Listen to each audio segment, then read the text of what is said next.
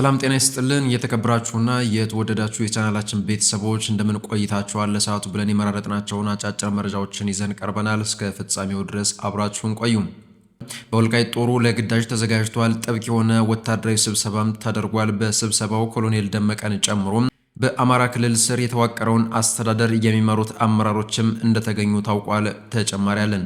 የሱዳን ጦር በኢትዮጵያ ድንበር አቅራቢያ መጠነ ሰፊ ጥቃት መክፈቱን አስታውቋል። ጦሩ ቁልፍ የሆነ የአማጽያን ይዞታ መቆጣጠሩን የጦር ኃይሉ ባለስልጣናት አስታወቁም።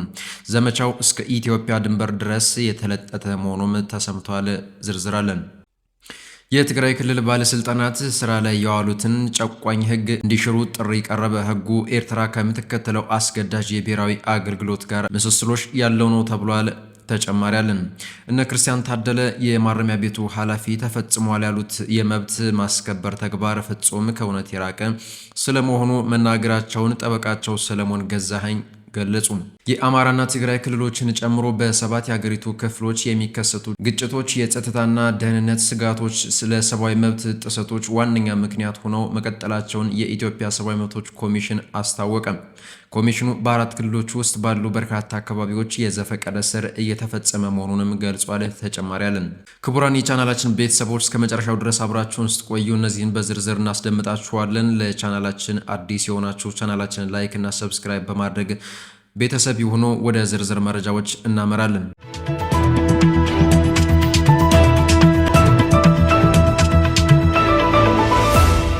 በወልቃይት ጦሩ ለግዳጅ ተዘጋጅቷል። ጥብቅ የሆነ ወታደራዊ ስብሰባም ተደርጓል። የሰሜን ምዕራብ እዝ ዋና አዛዥ ጀነራል ብርሃኑ በቀለ በወልቃይት ጥብቅ ወታደራዊ ስብሰባ አድርጓል። በስብሰባው ኮሎኔል ደመቀን ጨምሮ በአማራ ክልል ስር የተዋቀረውን አስተዳደር የሚመሩት አመራሮች እንደተገኙ ታውቋል። በተጨማሪም በምክትል አስተዳደር ርዕሰ ማዕረግ የአስተዳደር ጉዳዮች ክላስተር አስተባባሪ ዶክተር አማኑኤል ፈረደ፣ የምዕራብ እዝ ዋና አዛዥ ብርጋዴር ጄኔራል አማረ በአታ፣ የዞኑ ዋና አስተዳዳሪ አቶ ሸተ ደምለው ተሳታፊ ነበሩ። በወልቃይት ቀጠና የህወሓት ኃይሎች ጥቃት ሊከፍቱ ይችላሉ በሚል በሚሰጋበት በዚህን ወቅት የተደረገው ይህ ስብሰባ በወቅታዊ የጸጥታ ሁኔታዎች ዙሪያ ትኩረት ያደረገ ምክክር ማድረጋቸውን ነው የታወቀው። የዞኑ የሰላምና ጸጥታ ምክትል ኃላፊ አቶ ጌታቸው ሙልጌታ የባዳና የባንዳ የሚል መነሻ ጽሑፍ ያቀረቡ ሲሆን በጽሑፋቸውም ጠላት ሲሉ የጠሩት ኃይል ከውስጥና ከውጭ ኃይሎች ጋር በመሆን አገር ለማፍረስ እየሰራ ነው የሚል ውንጀላ አቅርበዋል። በዚህም ስብሰባ ላይ በአካባቢው ያለው ኃይል ለግዳጅ መዘጋጀቱም የተገለጸ ሲሆን ለግዳጅ የተዘጋጀ የፖሊስና የሚሊሻ ጥምር ኃይል በበቂ ሁኔታ አለ የተባለ ሲሆን በግዳጅ ያሉ የሚሊሻ አባላትም የተሰጣቸውን ግዳጅ በአግባቡ እየተወጡ ነው የሚል ገምገማ ቀርቧል። ጄኔራል ብርሃኑ በቀለ በበኩላቸው ቀጠናው የተለየ ቀጠና እንደሆነና ልዩ ትኩረት ተሰጥቶት ስራ መሰረት ይጠይቃል ሲሉ ተናግረዋል።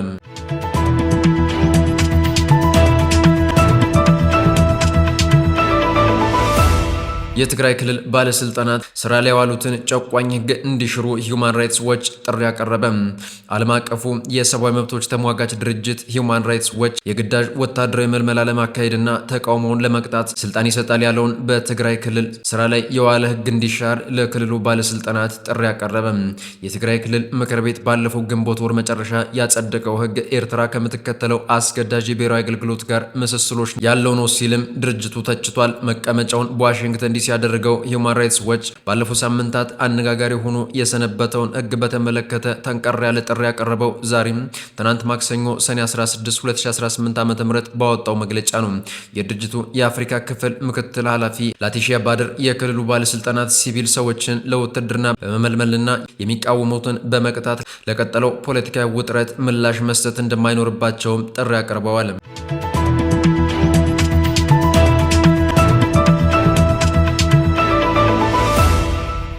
እነ ክርስቲያን ታደለ የማረሚያ ቤቱ ኃላፊ ተፈጽሟል ያሉት የመብት ማስከበር ተግባር ፍጹም ከእውነት የራቀ ስለመሆኑ መናገራቸውን ጠበቃቸው ሰለሞን ገዛኸኝ ገለጹ። እነ ክርስቲያን ታደለ በማረሚያ ቤት እየተፈጸመብን ነው ስላሉት የሰብአዊ መብት ጥሰት ጉዳይ የማረሚያ ቤቱ ኃላፊ ሁኔታውን ለከፍተኛ ፍርድ ቤት እንዲያስረዱ ለሰኔ 16 ቀን 2018 ዓ.ም ቀጠሮ ተሰጥቶት እንደነበረ አይዘነጋም። በዚሁ መሰረት የፌዴራል ከፍተኛ ፍርድ ቤት ባስቻለው ችሎት የማረሚያ ቤቱ ኃላፊ ቀርበው ማስረዳታቸውን ጠበቃ ሰለሞን ገልጸዋል። በማረሚያ ቤቱ ውስጥ በሚገኙ ተከሳሾች ላይ በፍርድ ቤቱ ትዕዛዝ መሰረት እንዲከበርላቸው የተላለፈው መብት ለምን እንዳልተከበረ የተጠየቁት የማረሚያ ቤቱ ኃላፊ የተፈጸሙና ያልተፈጸሙ ጉዳዮች እንዳሉ ለፍርድ ቤቱ ቢያስረዱም ተከሳሾቹ ክርስቲያን ታደለና ዮሐንስ ቦያለው ግን የተባለው ነገር አግባብ አይደለም፣ ምንም የተፈጸመ ነገር የለም በማለት ለፍርድ ቤቱ ማስረዳታቸውን ጠበቃው ተናግረዋል። በተለይም ደግሞ ከቤተሰብ ጥየቃ ከምግብ ፍተሻና ከህመም አንጻር ሰዎቻችንን ቁጭ ብለን እንድናነጋግር መቀመጫ ይዘጋጅ የተባለው ነገር ውሸትና ከእውነት የራቀ መሆኑን እንዳልተፈጸመላቸው በመግለጽ ለሰዓታት የቆየ ከፍተኛ ክርክር መደረጉን ጠበቃው አክለው ገልጸዋል። ሆኖም አልተፈጸሙም የተባሉ ጉዳዮች እንዲፈጸሙ ከፍርድ ቤት ዳግም ትዕዛዝ ተላልፏል። ከዚህ በተጨማሪ ተከሳሾቹ አዋሽ አርባ በነበሩበት ወቅት የደረሰባቸውን የመብት ጥሰት በተመለከተ የኢትዮጵያ ሰብአዊ መብቶች ኮሚሽን ያደረገው ምርመራ ምን ላይ እንደደረሰ የፌዴራል ፖሊስ ጉዳዩን ይዞ እንዲቀርብ ቢታዘዝም ሳይገኝ መቅረቱ ታውቋል። በዚሁ መሰረት ተከሳሾቹ ክሳቸውን ይከላከሉ ወይስ በነጻ ይሰናበቱ የሚለው ብይን እስካሁን ስላልደረሰ ፍርድ ቤቱ ለሐምሌ 3 ቀን 2018 ዓ.ም ተለዋጭ ቀጠሮ መስጠቱን ጠበቃ ሰለሞን አስረድቷል።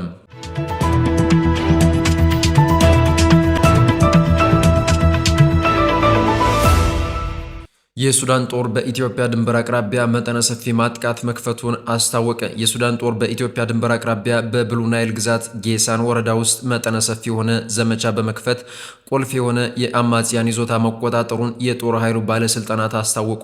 ይህም ዘመቻ እስከ ኢትዮጵያ ድንበር ድረስ የተለጠጠ መሆኑ ተሰምቷል።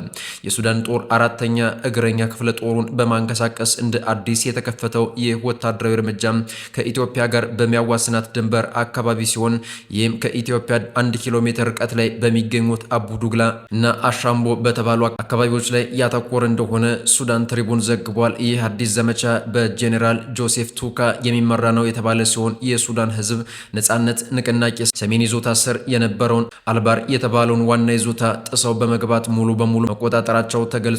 ከዚህ በተጨማሪም በአሁኑ ወቅት ስልታዊ ጠቀሜታ ባላቸውና ከኢትዮጵያ ጋር ድንበር በሚያጋሩት በኩርሙክና በጌሳን ወረዳዎች ውስጥ ውጊያው ተጠናክሮ መቀጠሉን ዘገባው አመልክቷል። ጦሩ በእነዚህ አካባቢዎች የፈጥኖ ደራሽ ድጋፍ ሰጪ ኃይሎችና የሱዳን ሕዝብ ነጻነት ንቅናቄ ጥምረትን እየተዋጋ ይገኛል ተብሏል። ሱዳን በበኩሏ ኢትዮጵያ በብሉ ናይል ክልል ለሚንቀሳቀሰው ለዚህ ጥምረት የሎጂስቲክስ ድጋፍ እያደረገች ነው ስትል ከሳለች ሲል የዘገበው ሱዳን ትሪቡን ዘመቻውም እንደሚቀጥል ጠቁሟል። ዘገባው የጦር ኃይሉ ምንጮች ነገሩኝ ባለው መሰረት የሱዳን መደበኛ ጦርና አጋር ኃይሎች አማጽያኑን ማሳደዳቸውን እንደሚቀጥሉና እስከ ኢትዮጵያ ድንበር መስመር ድረስ ያለውን አካባቢ ሙሉ በሙሉ እንደሚቆጣጠሩ ተናግሯል። የጦር ኃይሉ ባወጣው መግለጫ ደግሞ በዘመቻው በርካታ የአማጽያን ተዋጊዎች መማረካቸውንና ልዩ ልዩ መሳሪያዎችና ወታደራዊ ቁሳቁሶች መያዛቸውን ገልጿል። የተከፈተው ወታደራዊ ዘመቻ አማጽያኑ ወደ ጌሳን የሚያደርጉትን እንቅስቃሴ ለመግታትና ካለፈው መጋቢት ወር ጀምሮ በሁለቱ ኃይሎች ቁጥጥር ስር የነበረችውን ስልታዊቷን የድንበር ከተማ ኩርሙክን መልሶ ለመያዝ ያለመ ነው ብሏል። በሟቹ ጆን ጋራንግ ይመራ በነበረው የሱዳን ሕዝብ ነጻነት ጦር መካከል እንደ አውሮፓውያን አቆጣጠር በ2005 የሰላም ስምምነት ከመፈረሙ በፊት ለ22 ዓመታት በዘለቀው የእርስ በርስ ጦርነት ወቅት ዋና የውጊያ ቀጠና እንደነበረ ይታወሳል።